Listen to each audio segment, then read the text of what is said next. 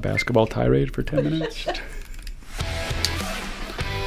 Oh, a little sportsy. Yes, Jules, you hit it. All right. Joel Fleischman, Happy Hour Podcast. I liked it. Good job, Jules. Cool. Episode 153. Cheers. Welcome, Derek Campbell, to the pod. Thank you very much. Yeah, I said that 153, but we got our learning and development leader, Derek, here.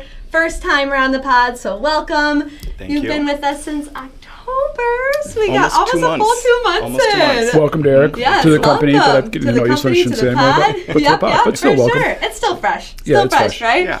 So, Derek, tell us about I want to dive right into your background, where you started kind of on this learning and development journey, kind of what inspired that. Yeah. Yeah, lead us into that.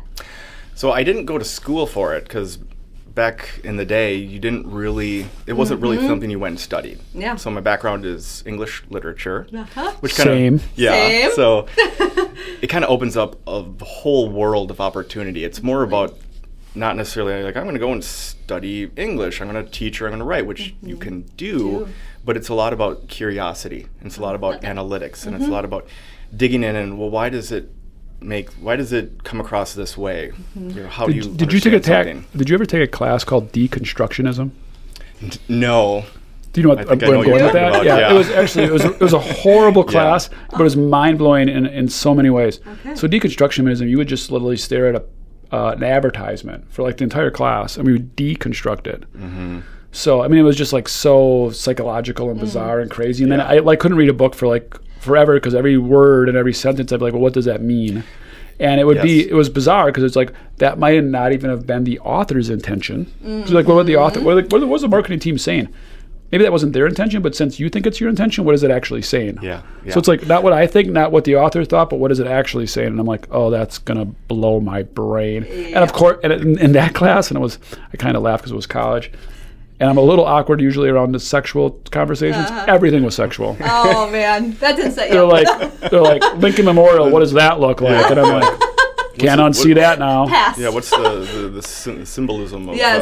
Geor- Oh, my Geor- God. go down to Georgie if you want to, and you're sitting at your desk or whatever. Yeah. Be a little careful. I think a lot of us know the Wisconsin artist Georgia O'Keeffe. Oh, yep. Mm-hmm. Go down that rabbit hole. Yeah. Yep, that'll bring it up Know for what you. you're talking- Yep. Mm-hmm. Yeah. Do you guys know what I'm talking about? Yep. Yep. Yep. Yeah. She didn't like flowers. Let's put it that way. Yep. Moving forward. Yeah. But So- you're right. It kind of it can twist a lot of what you're reading, but it forces you. A lot of what we do is we close read, and you dig into the text and you ask the question why. Mm-hmm. And so I found that when I was getting into the corporate environment and studying English literature does not prepare you to go into the corporate world. No. Yeah, at all. Not so much. Okay. But I got a job as a writer for a website. So big retailer, and I would do product descriptions. Do you name the retailer? Kohl's. Okay, cool. Okay. Yep. So Yeah. it was, Back they when gave me my first they were yeah, Kohl's. It was different, Yes. different environment. Yeah. Okay. Not as they're crashing and over marketing themselves with endless Yeah, cash coupons. run a little differently. A little differently. You could use coupons and everything. Sure. Yep. I think that Cash company's it in. I think that company's going the way of pickleball, and it's not a good trend. Yeah. It's tough. I still support them. Sure. Love them. Yeah. They got me a start in Yeah. Mm-hmm. the corporate world. Yeah. And but I'm okay. Yes. Where for I'm at now. sure. Yeah. But so I had a couple of years working in the e-commerce world, and I found myself in every job I kept wanting to support my peers and to put content together, and well, we should really develop some training around this. We should really help new hires coming in, and how can we build up their skill sets, how can we challenge them, and starting a book club. So like, okay, well, we're going to read How to Win Friends and Influence People, or My Iceberg is Melting, and we're going to meet every other week. And so I kept doing these things. Isn't that crazy? That is 'Cause crazy. We started, for those of you who don't know, Yep. I started a book club here. Yes. So. Okay, yeah, and it's just like the natural thing to do. It's like, this is what I'm going to do. And of course, I married a teacher as well. I was gonna say, it's did you have just- some influence from the teachers in your family? Well, I don't really know of a teacher. I couldn't tell you a teacher that I really didn't care for. I've always gotten along with my teachers so well. They've always been such an influence and very impactful part of my life. Okay. And so a lot of that, I always wanted to go that direction. And my wife's parents are both teachers as well, so that worked out well. Yes. But I had a friend who said at Kohl's, she said, I actually, what you are trying to do in your job that you don't get paid for, this is all you in your free time, I get paid to do that. Like, we have a department that does training. You're like, what? Yep. Like, how did I? Yeah. Tell me more. Where'd this come from? Yeah. Like, I've been here for 6 years now. How do I just find out about this? So I applied. They had a position open, and the whole idea behind it was a lot of people didn't really have a background in it at that time. So you just had to. A lot of people fall into training because, well, you're really good at this thing. You're going to train. Well, it doesn't necessarily make you a good trainer. You might be really good at it, but to then transfer those skills to other people may or may not come to you. Yeah, I'll just infuse that, right? I've read that quite often as well. Now, Clint is our sales manager who was a salesman, but very rarely does a good salesman make a good sales manager. Yes. Right? Yeah. It's just a different mindset. Now, that works great. For Clint's awesome. It's working great. Yeah. But when we interviewed him, we were very careful. Because we had a lot of people apply for Clint's job. It was like, what are we looking for in the position? Yeah. It's not just because you're good at your job that you get to lead the team. And there's a difference there. Yeah, and it's overlooked a lot. Yeah. And so when you get into it, again, back to really sports good. even. I was going to say. Very rarely, Michael Jordan, Larry Bird, Magic Johnson. Should I be a coach? They don't, because I think a lot of times they just say be athletic. Yeah. We've talked about that so many times on the podcast. They can't really tell you how they do it. I've golfed with so many good golfers, and I've tried so hard to get good at golf. They'll come out of the sandbox, right, and the sand trap, and I'll be like, how'd you do that? And they just go, I don't know, I feel like a sandwich, and I just punched it out, dude. It's not that hard. And I'm like, I'm going to kill you. Yeah, you're not going to make a great coach. That is. But, like, I'm going to kill you. Like, and they just don't even want to talk about it. They have a beer, and they're like, whatever, just do the same. And I'm like what? Like, I don't know what the hell. Translate? Just do what I do. Yeah, so keep going. Yeah, do what I do. Well, it's a curse of the expert.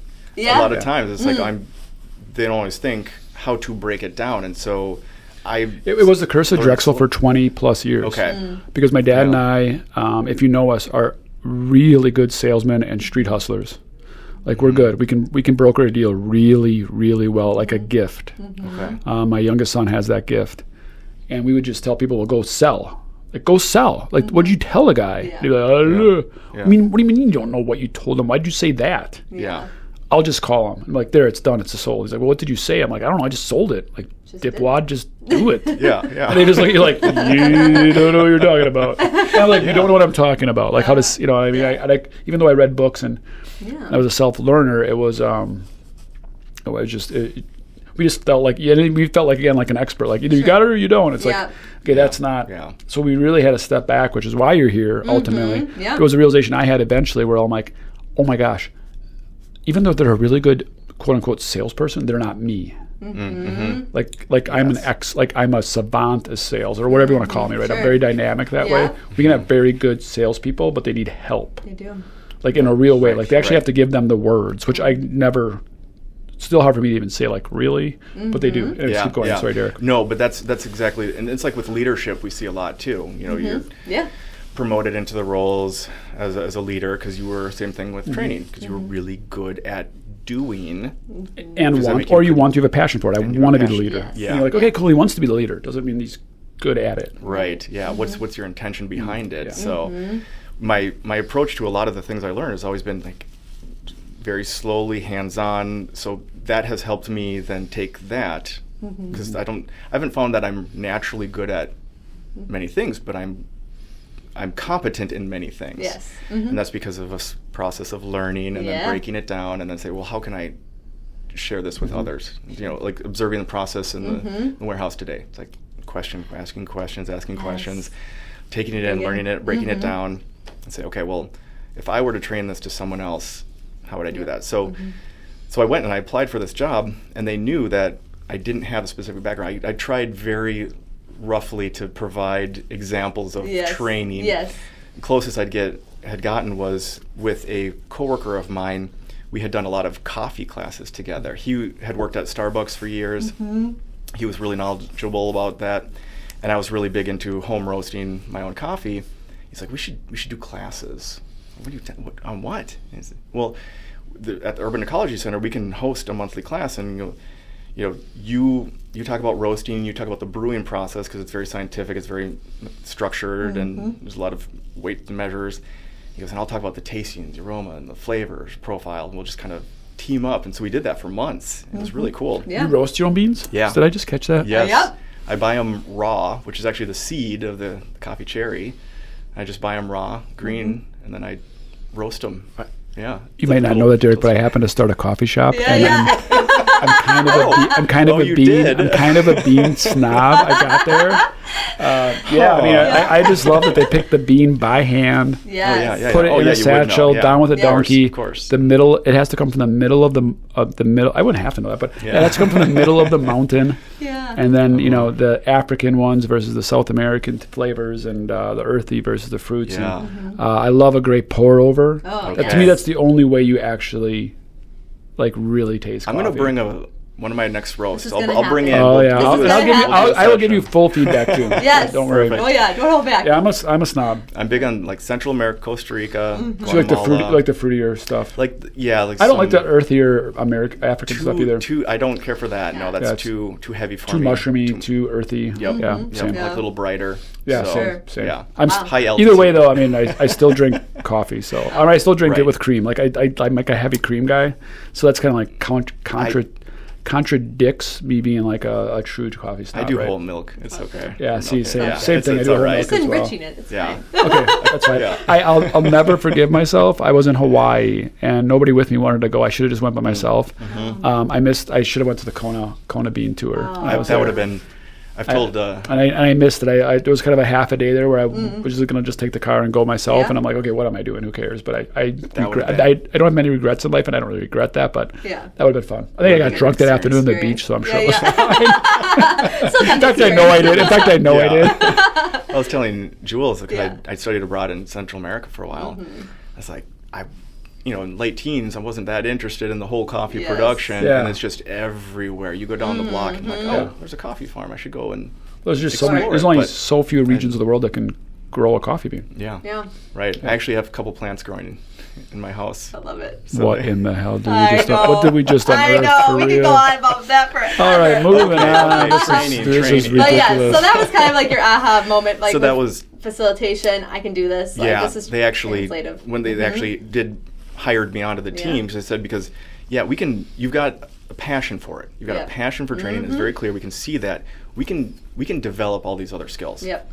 How to run the programs that actually build the e-learnings, the facilitation for the class. Like you can build up those skills, but we can't, force the passion on it. Yeah, So that's once great. that happened, at that point, it was no looking back. For sure. So So, what yeah. brought you to Drexel? How did you hear about us? What? Yeah. Yeah. All that- So this is kind of a wild story. Because you make a fairly good commute. You're about an hour commuter. Yeah. Yeah, Yep. that's a good commute. That's Yeah. I mean that's about the max. Yeah. It's an hour drive. It doesn't feel like it, to be very honest. It's a very peaceful drive. You even like some of going those north. snowy days. Because I was used to my previous role. I was Yeah. doing the same kind of drive, but I was going south, and it was a lot more hectic. You're fighting with a lot more traffic, and it's a lot more stressful. And For sure. you leave work and You get you're off that Jackson on West edge. Bend exit coming north. You're like, Yes. Yeah. freedom. Yeah. Well, because on my route now, on my way home, I've got my little landmarks. I'm like, okay, I'm here, Yes. I'm here, Yeah. boom. Like Yeah. instead of just Yeah. doing a straight shot on the highway, yeah. like, Yeah. this isn't so bad. Call my mom. Yes, Listen to exactly. my podcast. Listen Yep. to Yeah. my It's all about routine and mindset, right? And and so many things in attitude, life. But anyways, Right. keep going. Sorry. Yeah. So I'd been exploring. I hadn't actually been looking for anything. Yeah. But I was keeping my mind open to opportunities, and I wasn't. My last role, I'd shifted out of training a little bit. I was in doing data analytics, business operations, which is super interesting. But I was really missing the training side of things, and so there's a lot of conversation with my wife, and actually a lot of prayer time. I was like, okay, well, Lord, do you have something open for me? What's next? What's my vocation here? For sure. Like, it seems to be training, but kind of need some guidance here. Absolutely. And out of the blue, an old coworker, Jill Bush, reached out. I hadn't talked to her. Shout out to Jill. Shout out to Yeah, Jill. absolutely. So very thankful to her. I owe her dinner. She reached out. We hadn't talked 7-8 years, something like that. Messaged on LinkedIn and said, "Hey, there's a company that our friend Andy, she's friends, former coworker and friends with Andy, and I'm looking for someone to come in and kind of help take on this training department and really kind of build it up, a lot of it from scratch." Yep. And I said, okay, well, this this is interesting. Where is it? Campbell's part. Like, oh. Yep. I think Google that. I get it. Not a knock on the city, but it's like, Yep. I'm in Waukesha. That's a high. Do I want to keep doing that drive? And so then after her and I talked, Jill and I talked, and I said, I like what you're telling me. I like this as an opportunity because the interesting thing about training. This is why she reached out to me specifically, and this is again like, okay, is this prayer being answered here, or well, yes, but specifically she reached out because in the training world, a lot of times you have people who are really skilled in the facilitation side of things. Yes. Like, get me in front of a classroom, give me the content. Yep. I don't really need to build it, but I can make it my own. I just want to be in front. I don't want to design. You've got the designers, like, don't put me in front of a classroom. I will throw up. That sounds awful. I don't want anything to do with being in front of a group of people. And you've got some like project managers or the bigger scale, like, I'm organizing a whole program. I've done all three, and I like doing all three in variations. Yeah. And So you see us having multiple team members underneath you sooner than later. yes, please. Yes. CEO / 87% owner, 1,000%. Yeah. The better, more we can scale up. Training and development is great. Yeah. I'm taking this off the rails to Go a whole for it. different section. Yeah. We only got a few minutes left, but I Yes. kind of want to go into discernment, right? So I'm going to go back to spiritual, faithful. Yeah. It was a nugget that I caught, and I'm like, I got to take this pod this way. That's just how I Sure. feel I need I like to do it. right Let's now. go. Is you prayed on it. Prayers answered. It sounds like you've prayed for things before. For those that maybe are not really following their spiritual path and just kind of outsider looking in, which is okay. That's where you're at right now. But those for us that do follow that discernment, which if you don't know what discernment means, I guess I would define that of hearing a whisper and deciding to like, is that a real whisper from the Holy Spirit? Is that Right. literally? And Right. sometimes I'm literally like obsessed with it. I'm like, is that actually the devil? Just coming in and like tempting you. Is it actually from God? Is it my ego and pride? And man, what a complicating, confusing thing. Because the Holy Spirit does not. We've talked about it a little before on pods. Yeah. I'm very, very convicted of this or believe in that. The Spirit does not talk to you in lightning bolts, and actually like takes your hand and leads you somewhere. And there's not a something fall to off strike. the horse. Yeah. It's not knock a you fall off blind. the horse and knock you blind. Yes, very biblical. That doesn't happen unless you're in the Bible. Yep. Yes. To most people it can, but it normally doesn't, especially on these sort of decisions. And should you even pray for these decisions? Yes, God will help you in all things. Yes. So yes, that's the answer. Yes, and if you believe prayers work, that means they work. How did you discern this? How do you discern? Period. Because I can tell you do this a lot. So what does discernment mean to you, and how do you get there? And how did you, maybe with the job, maybe not even with this job particularly? How do you become convicted? What's the process of your discernment? Well, one of the first things I had to do is kind of like take a step back and say, with my prayers, being careful about wanting it answered in a specific way, and so not trying to convince myself. Well, God's will, not yours, which is absolutely, which is not easy. Nope. Right, because I had in my mind, well, for a while it was, well, maybe I'm going on the pastor track. Maybe that's what the Lord wants me to do. Sure. So I'm praying specifically about guiding me in this vocation. And a lot of times when something like that happens, I also will be in contact with my wife, being one of my top. Yeah. What's her name? Alicia. Hi, Alicia. Shout out to her. So. Yeah. Because she's going to be my number one go-to. Yeah. But then I'll also have a couple of my friends that I will go to for spiritual matters as well. And Which again, I think that's a really good nugget. The 3 to 5 people that are closest to you, which is constantly in ebbs and flows. I just read that. And it's so true in life. Right? I always look back at that. There's always been 3 to 5 people in my life that I'm just closest to. Careful who they are. Yeah. Yeah. It doesn't mean to like break up with people or just like tell them, Yeah. hey, delete me on a text thread. Yeah. Those 3 to 5 people are going to really. I looked at it now that I'm 50, almost 52 years old. Those people that I was closest to in this decade, that decade, this 5 years, that 10 years. What an influence. So be careful who you're really leaning on. Yeah. And you can be close to people without leaning on them in that way. Yeah. Yeah. Oh, yeah. So, but Yeah. who your tribe is who your tribe. So keep going. Yeah. So reaching out to them and try to look at it but also from the earthly objective standpoint of like, I've got a pros and cons list. We've, looking through this and then continuing to say, okay, is this really as big of a concern? Like, is the drive really the kind of concern that I was thought it was in the first place? I said, look, and it's hard not to, and to your point, Joel, earlier, it's hard not to look at this and say, oh, they gave me an offer. This has to be answer to the prayer.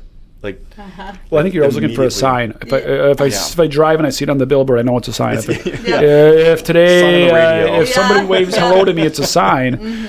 God doesn't like play games. It's not Santa Claus. It's not a Hallmark movie scene. Like, it's different. I guess, how do you become? For me, discernment means I need time.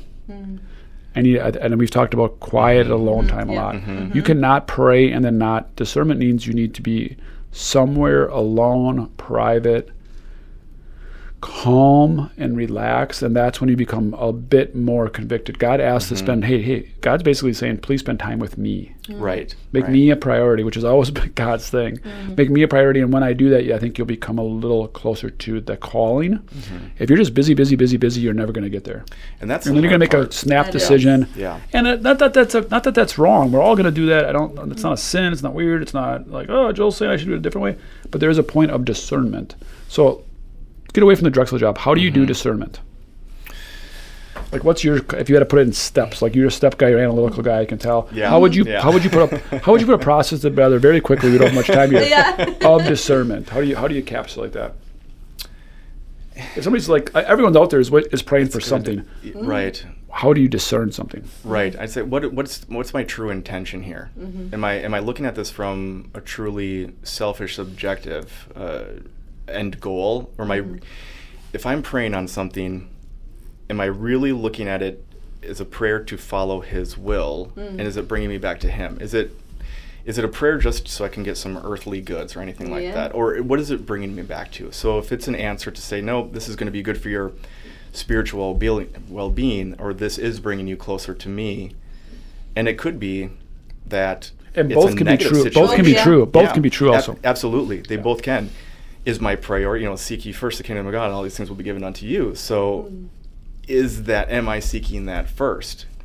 Not always good at that. Human. I know. But a lot of times, because I'm not necessarily either going to be able to just open the Bible and like, oh, well, Drexel's right here on page, I should take that. And don't forget, though, it's not always a humble thing. God does want you to be amazing.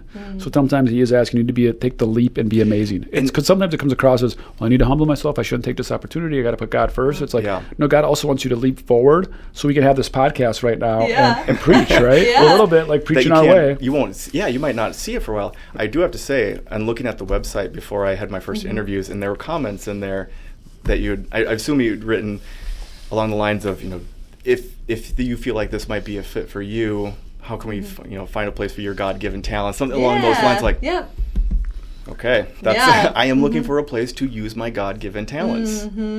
I feel like this is aligning very specifically, and then again, it's hard to sometimes put into.